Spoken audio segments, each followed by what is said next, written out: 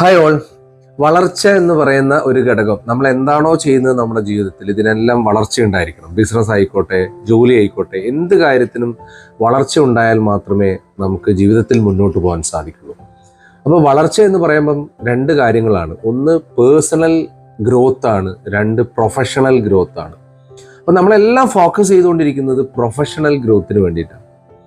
Professional growth ഉണ്ടാവാൻ basically നമ്മൾ focus ചെയ്യേണ്ട ഏറ്റവും പ്രധാനപ്പെട്ട കാര്യം പേഴ്സണൽ ഗ്രോത്ത് ആണ്.